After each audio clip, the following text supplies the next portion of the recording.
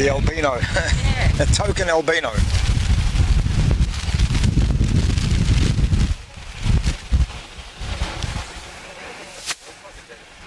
And the little side, you can see the little fella. Nearby Bedouin encampment.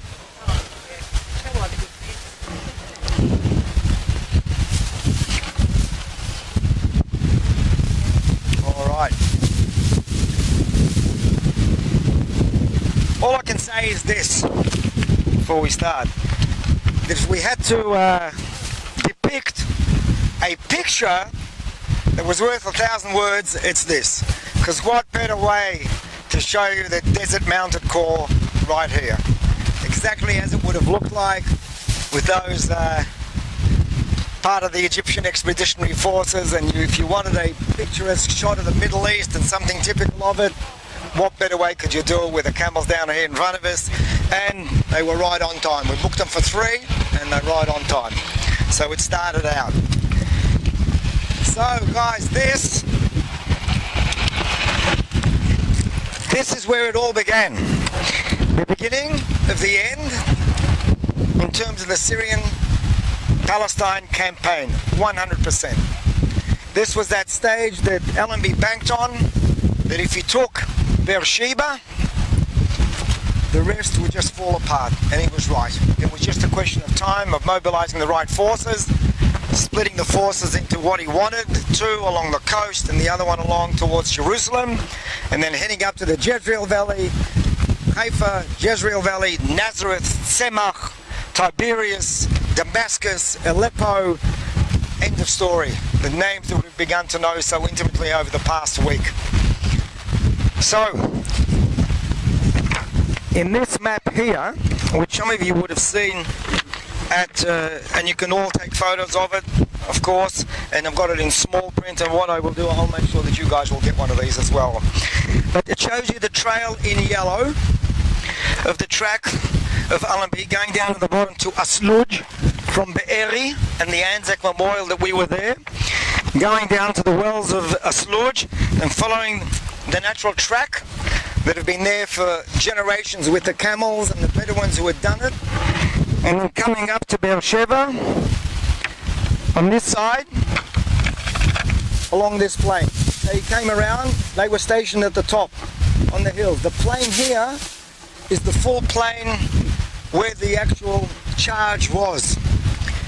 Tomorrow we'll be sitting down there where the other, in the Azor where the cars are, and then there's a VIP section, and then chairs, and we'll see them in that area that they've reconstructed. They won't be here, down there, and they'll reenact the actual thing that we're going to talk about in a minute. But before they could take Beersheba, that was so heavily defended by the troops of the Turks, and on this map you can see the defensive lines of the Turks. Beersheba, the black are the defensive lines, and the little rectangular dots are the tents, the actual places where they were encamped. Obviously multiply that by 1,000-fold. It's not as if there were just 8 tents or whatever. The thousands of soldiers that were guarding Beersheba, but importantly they were guarding 17 wells in this area right behind us leading into the old Beersheba. Allenby came around and had his forces in readiness for something. But before that could be taken, this hill had to be taken, because this commanded the field underneath with their heavy guns and their machine guns that could knock off at 800 meters anybody who was running around out here. And if they wouldn't take this, they couldn't take Beersheba, because they would just slaughter the horses as they came through. And that was his intention. And that was given to the New Zealanders to take Tel Sheva itself, Tel Shava. They came in from the north, the New Zealand regiments, and when they took this at 3:15, that was almost the end of the day. Sun started to go down, remember, at the time that it's there. And then what happened is this. Hold on to that, mate. And there's probably no better way to describe it than to read from one of the people who were there. Because I can tell you statistics, and the statistics say that there were 800 troopers.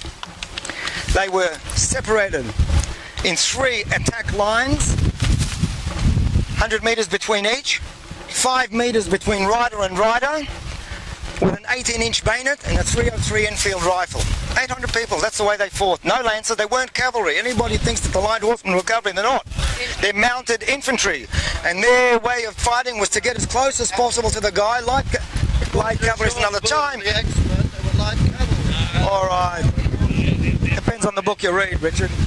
But the mounted infantry that they were was that they weren't using the horses to charge into the trenches. They were there to get close, dismount, attack, bayonets inside the Lee Enfield rifle, and take care of the people in the trenches. That was the idea. But they didn't, and they fooled everybody. And as such, as I said, statistics are nice, but it's the people behind the statistics that count. Wrong one. This one. And what better way to do it than to read by someone who was actually there? And that tells a story, and it says it all that we want to know. And the author is Elwyn Mitchell. The guns were roaring day and night, and in the darkness the bursts of flame lit up one area of Gaza after another. The town was being bombarded ceaselessly by the British from the sea and from the south, just like you're here now. I ordered that for $3.15. They're on time again. Not only the camels, but the booming sets the scene. Guys, it's exactly that. The Turkish army must be made to believe that the main attack was going to be on the town itself. Our friend Colonel Richard Manhattan and the Haversack crews, and not have time to realise that there was a huge body of horses amassing around the well of a sludge. We saw it on the map. The Turks and Germans must not know the plan which nearly every trooper in the Desert Mounted Corps had guessed, that on October the 30th, 1917, the Great Night March began from a sludge. Moonlight glittered and shone on the metal road that ran between the hills, glinted on the guns and the white tops of the ambulances. The Anzacs Mounted Division were marching from Halassa. The 7th Mounted Brigade was going from Asani, all the areas you can see them on the map to the south, all to meet at the appointed place for battle. There was the rumble of wheels and the beat and throb of hooves that went through every man and horse. The horses had drunk their fill of water, and they carried 3 days of ration of corn. But there would be no more water to drink unless they captured the wells at Beersheba. This vast army had to have water for the horses. The battle for Beersheba's wells absolutely had to be won before the Turkish flank could be rolled back on Gaza. Every man and horse knew there was a tremendous fighting ahead of them, and the horses were excited as they always were when huge numbers of men marched together. They marched through the night towards whatever lay ahead. All night the guns roared in front of Gaza, the diversion, still letting them think we're going to hit you from the side. It was 5 to 6 in the morning when Sir Philip Chetwood's gunners opened fire southwest of Beersheba. The other side, we're on the east. Just 2 hours later, there was the first infantry advance and a rush forward of British guns southwest. The shelling from the guns threw up such a shroud of dust that small bands of men managed to creep forward under its cover and finish cutting by hand what the guns had left of the barbed wire fences.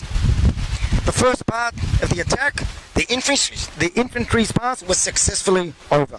During these hours, the horses spread out over the countryside, standing, switching at the flies, waiting. Beersheba was still to be taken. In another hour, the second part of the plan started on the east and northeast.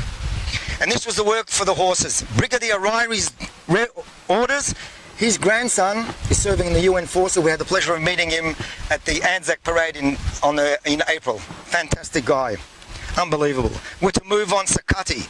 Colonel MacArthur Onslow, with the head of his 7th Regiment, led the brigade at the gallop. A Bedouin camp was in the way. They galloped through. Hens, sheep, goats, donkeys, camels, rushing in all directions. There was a Turkish baggage train on the Hebron road, which they captured. They'd gone so fast, the enemy gains couldn't even get the range. But there, where they stopped, the guns sighted them and they had to take cover on the rough ground. This wasn't the charge yet, remember, it was preamble. At Tel Shaba, right here, the Inverness Battery, the Aucklanders, and the second light horse were still in reserve. Beersheba was yet to be won, and the day was passing. The horses had marched up to 48 kilometres from a sludge. Some since had galloped far and fast, and none had had water for 24 hours or more. The battle had to be won while there was still daylight. At General Chevelle's headquarters, it was at the top of the ridge, there was General Hodgson of the Australian Mounted Division, Grant of the 4th Light Horse, and Fitzgerald of the Mounted Yeomanry Brigade. That which was to follow was a bold grasping of the last chance for victory and for water. An imaginative realization of what horsemen and horses could do, for these were not cavalry armed with either sword nor lance. Grant and Fitzgerald were both pleading for the honour of their men. Chevelle's firm order to Hodgson was, anyone know what he said? Put Grant straight to it. He knew who the guy was. He knew he could trust General Grant.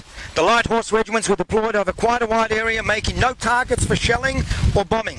It took an hour and a half for them to form up. 4:30 p.m. with the day waning and the horses' shadows long on the ground, they set off at the trot in perfect formation. Then still, in their magnificent ranks, they were galloping for Beersheba. Mounted riflemen in a cavalry charge at an enemy entrenched. 2 regiments of light horse, the 12th and the 4th, were galloping, thundering, racing. The hooves pounded the ground. Each horse was wild with excitement, frothing mouth open, heads outstretched, mane flying, tail flying. The dust rose up to the ground, rose up around the galloping horses and their riders as they charged knee to knee. Horse's shoulder to horse's shoulders, 3 metres apart. Riders had rifles slung across their back and the bayonets in their right hands. Or they carried their rifles with fixed bayonets pressed against their thighs as they rode as they'd never ridden any race before, pounding into the gathering dark. Towards the Turkish trenches that were outlined by the spurts of fire from rifles. And on they went, 3 kilometres of galloping. The little charge that we're doing is a couple of 100 yards. 3 Ks right down. On they went, 3 kilometres of galloping. Then the machine gun fire hit the leading squadrons. Rifle fire began to cut down the front ranks, but the racing horsemen went faster and faster, jumping dead horses, filling the gaps made by the falling, galloping on towards Beersheba, towards the town that had to be captured, towards the wells. Then suddenly, there was no more rifle bullets. The astonished Turks, terrified by the unexpected wild charge by the horses, had not lowered their sights. They couldn't do it. It was set for 800 metres and 1.2 Ks. They couldn't get it down in time. There was the first trench, a shallow one. The horses were leaping up and over it. The next was 3 metres deep, 1 metre wide, filled with upturned, frightened faces of the Turks, and with bayonets stretched up towards the horses' stomachs. The horses leapt for their lives. They were over. Now they were among the tents and the dugouts.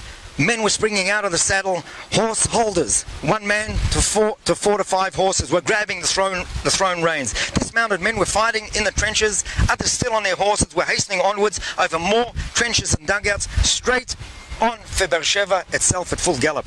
A wild body of horsemen sped through the night, hooves ringing on the roads to capture the town. Captain Davies' men down the main street, Captain Robier's men going round to the north. The Turkish army was thrown into total chaos by the suddenness speed of the attack and the sheer impossibility of the idea that horsemen would charge a trench.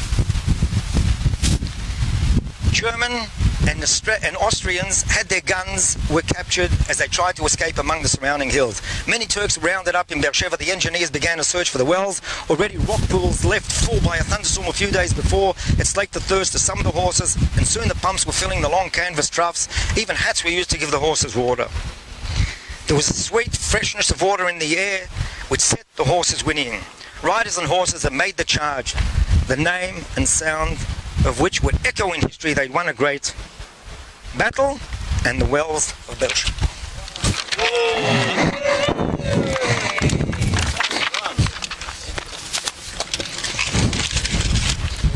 Right. You see the plane, you understand what went on here, and you read the first-hand experience of someone who was actually there. More than that, you don't need. Would you like and tomorrow, pardon? Would you like to hear the song? Vakasha. Better. Sure. Back to the beginning. Yeah, 100%.